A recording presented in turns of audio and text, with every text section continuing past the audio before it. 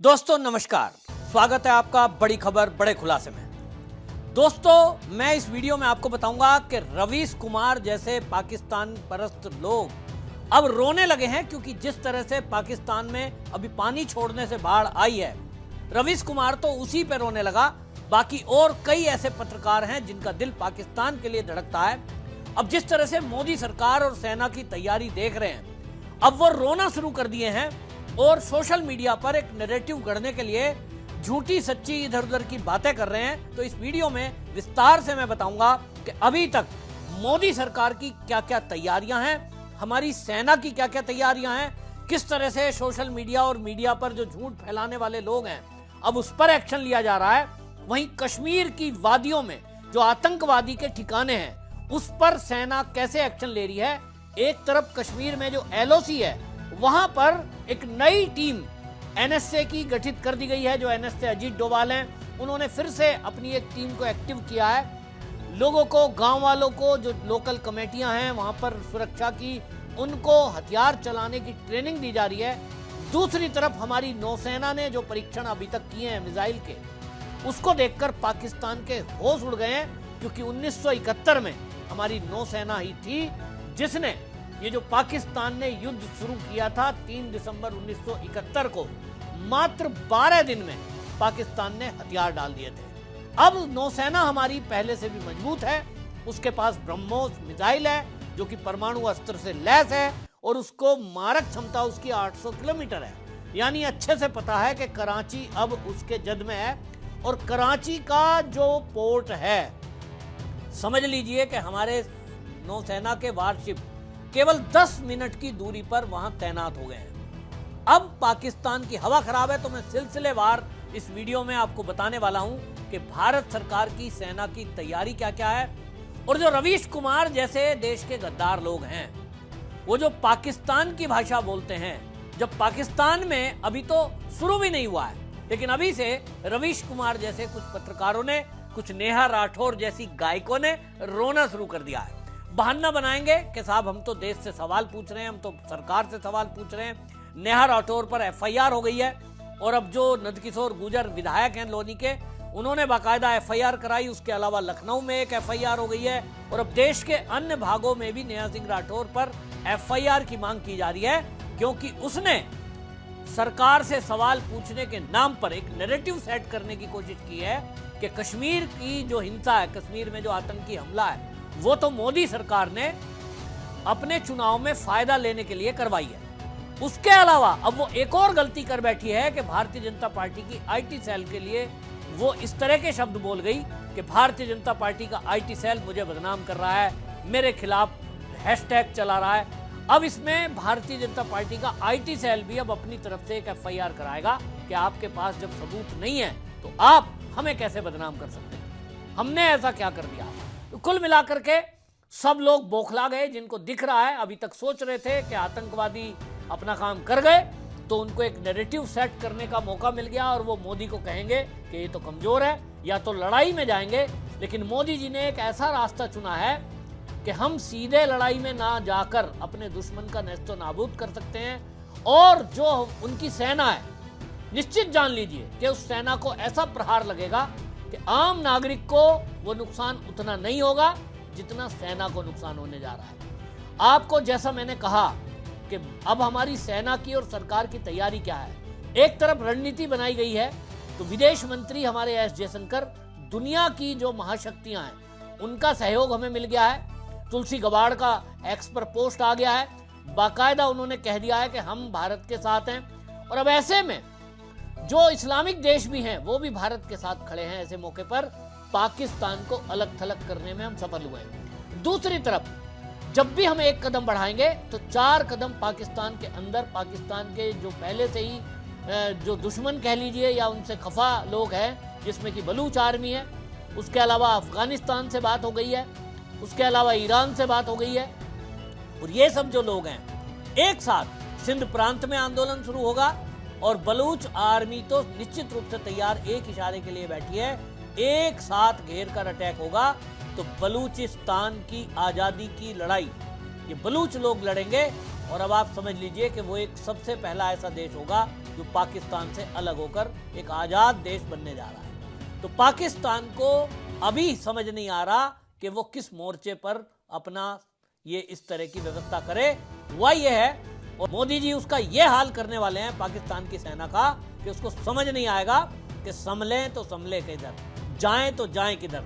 चारों तरफ से घेर कर पांचवी तरफ से अपने दुश्मन को हम टारगेट करेंगे, ऐसी तैयारी हुई है। और अब इस तैयारी में एक और बड़ी खबर आ रही है, और वो ये कि आपको बता दूं कि हमारी नौसेना ने, जैसा मैंने बताया 1971 का उसका इतिहास मैंने आपको बता दिया, जो उस समय 12 दिन में कराची बंदरगाह पर नेवल ब्लॉकेज कर दिया था, और उससे अर्थव्यवस्था इस पाकिस्तान की ऐसी तोड़ी थी, क्योंकि वहां तेल का भंडार है, जिससे पूरे देश में और सेना को जो टैंक, तोप और ट्रक चलाने के लिए और फाइटर प्लेन उड़ाने के लिए, शिप को चलाने के लिए जो तेल चाहिए, हमारी नौसेना ने उसको जला दिया था। और 14-15 दिन वो आग जलती रही थी। 85% जेल जो तेल की आपूर्ति है उससे प्रभावित हुई थी। और इस बार भी हम ऐसा ही करने वाले हैं, फिर से उस लाइन को तोड़ देंगे, और वहीं से पूरे देश का मटेरियल भी आता है, यानी खाद्य सामग्री वगैरह, दवाई, जो भी कुछ आता है, शिप के जरिए अब वो नहीं जा पाएगा। हमारी नौसेना ने वहां तैनाती करके ये कर दिया है। इसके पहले आप जानते ही हैं बाकी क्या क्या किया है। सिंधु जल समझौता, अटारी वाघा बॉर्डर बंद, पाकिस्तानी वीजा रद्द और सार्क वीजा छूट खत्म। अब इंडियन मीडिया पर भी एडवाइजरी जारी की है। रवीश कुमार जैसे लोग इसीलिए रोने लगे हैं। सरकार ने साफ कर दिया कि देश विरोधी कोई भी पोस्ट डालेगा, उस तरह की कोई न्यूज बनाएगा, कोई झूठ फैलाएगा, अब उस पर राष्ट्रद्रोही धाराओं में केस दर्ज होकर वो जेल के अंदर बंद होगा। अगले आने वाले दिनों में रवीश कुमार अगर इस तरह की कोई हरकत करता है तो आपको वो जेल की सलाखों के पीछे दिखाई देगा। और इसलिए रवीश कुमार ने रोना शुरू कर दिया।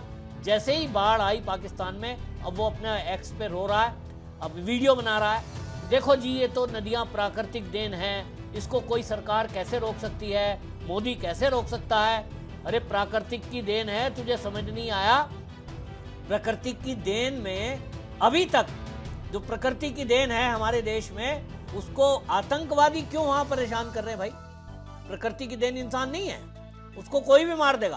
तो रवीश कुमार जो अभी तक कभी आतंकवाद पर उसने कोई वीडियो नहीं बनाई, नक्सलवादियों पर उसने कोई वीडियो नहीं बनाई, हाँ कहीं नक्सलवादी मारे जाएं तो एक गैंग जरूर है जो नक्सलवादियों को शहीद बताकर उनके लिए डफली बजाता है, उसी में रवीश कुमार शामिल है। लेकिन अब इनका समय आ गया है, अब ना पब्लिक छोड़ेगी इन्हें और ना सरकार छोड़ने के मूड पर है। इसके अलावा आपको बता देता हूं क्या क्या तैयारियां और हुई हैं। एक तो यह है, भारत सरकार ने अब तय कर दिया है कि जो पाकिस्तान के नागरिक थे उनका वीजा रद्द कर दिया था। भारत में बड़ी संख्या में ऐसी भारत में महिलाएं रह रही हैं जो अभी तक पाकिस्तान की नागरिकता उन्होंने ली, रहती भारत में है, शादी कर ली पाकिस्तान में, तो बॉर्डर पर जाकर रोना शुरू कर दिया है कि हमें तो पाकिस्तान जाना है। निश्चित मान लीजिए वो कहीं की नहीं रहने वाली, अब भारत के ही उनको लोग संभालेंगे, यानी भारत में ही शादी करनी पड़ेगी या रहना पड़ेगा, क्योंकि भाई पाकिस्तान तो जा नहीं सकती और वहां अब जो होने वाला है उसका अंदेशा सबको दिखाई दे रहा है। तो अब सरकार ने एक और कड़ा कदम उठा दिया। 27 अप्रैल उसकी डेट निकल गई है कि जो जो लोग पाकिस्तान के आए हुए थे, जिन पे वीजा था पाकिस्तान का, उनको पाकिस्तान भेज दिया गया है।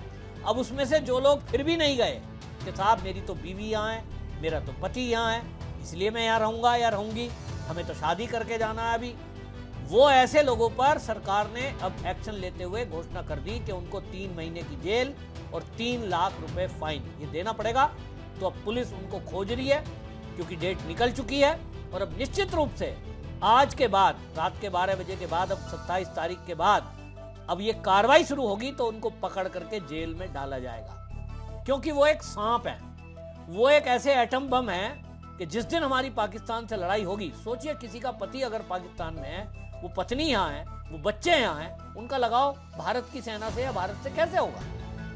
उनका दिल जिनका पाकिस्तान के लिए और पाकिस्तानियों के लिए धड़कता है, वो भारत के लिए लॉयल कैसे हो सकती हैं या हो सकते हैं? और इसलिए उनको जेल में ही जाना पड़ेगा निश्चित रूप से। गुजरात में पकड़ा है, यूपी में एक्शन हो रहा है, एमपी में एक्शन हो रहा है, उत्तराखंड में पकड़े गए हैं कई लोग, हेमंत बिस्वा शर्मा ने पकड़ा है, और इसी में एक साथ और किया है भारत सरकार ने कि पाकिस्तान के जितने भी मीडिया, सोशल मीडिया अकाउंट है, अब वो बैन है। भारत के अंदर वो आपको नहीं दिखाई देंगे। ये बाकायदा सोशल मीडिया अकाउंट्स चलाने वाली कंपनियों को सरकार ने बोल दिया है। इसी तरह राफेल की एक डील हुई है, और राफेल डील में अभी तक आप जानते हैं कि पहले से ही हमारे देश में राफेल है, लेकिन अब जो फाइटर प्लेन उड़ते हैं उनके अलावा नेवी में भी अब फाइटर प्लेन राफेल का डील हुआ है। और अब जो फ्रांस से डील हुई है, उस डील में आपको बता दूं कि 60,000 करोड़ रुपए की डील हुई है, जिसमें जो फाइटर जेट हैं वो राफेल मरीन बोले जाते हैं, जो समुद्र में वॉरशिप पर तैनात किए जाएंगे, वो अब जल्द ही हमारे नौसेना में शामिल होंगे। तो ये एक तैयारी कर दी गई है जिससे नौसेना को मजबूती मिलेगी। और कश्मीर में जो हमारे ऑपरेशन चल रहे हैं सेना के, वो मैंने आपको बता ही दिया है कि वहाँ चल ही रहा है खोजबीन। और अभी तक पता लगाया गया है कि 14 ऐसे लोग थे जो आतंकवादी हमले के समय आतंकवादियों की मदद कर रहे थे, उनको भी अब गिरफ्तार किया जा रहा है।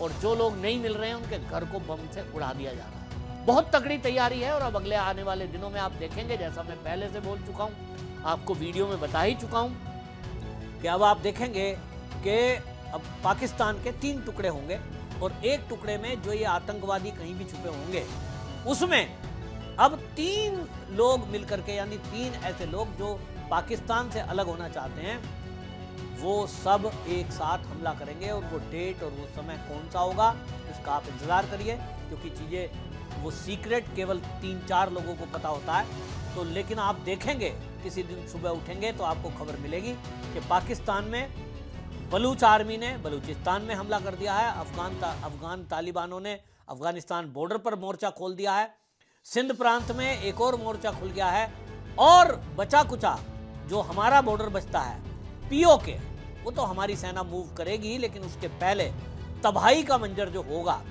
वो देखने लायक होगा।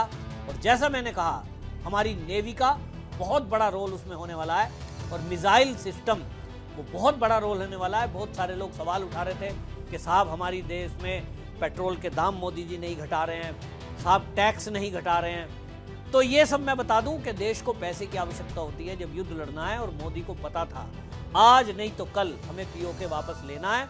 पीओके वापस लिए बगैर और पाकिस्तान के 3 टुकड़े किए बगैर, उसको तबाह किए बगैर ये आतंकवाद रुकने वाला नहीं है, क्योंकि जब तक जड़ पर प्रहार नहीं किया जाएगा, ऊपर जो टहनियां हैं उस पर प्रहार करने का कोई फायदा नहीं है। तो इस बार मोदी जड़ से इलाज करने जा रहे हैं, और इसी में थोड़ा बहुत समय लग रहा है। लेकिन मैं फिर से एक बार दोहरा देता हूं कि जो कश्मीर में आतंकवादियों ने हम हिंदुओं को मारा, उन सब विधवाओं को शायद, मुझे नहीं लगता है श्योर हूं, लेकिन शायद मोदी जी मन में ठान बैठे हैं कि उनकी 13वीं होने के पहले उनको मारने वाले और उनके आकाओं को नेस्ता नाबूद कर दिया जाएगा।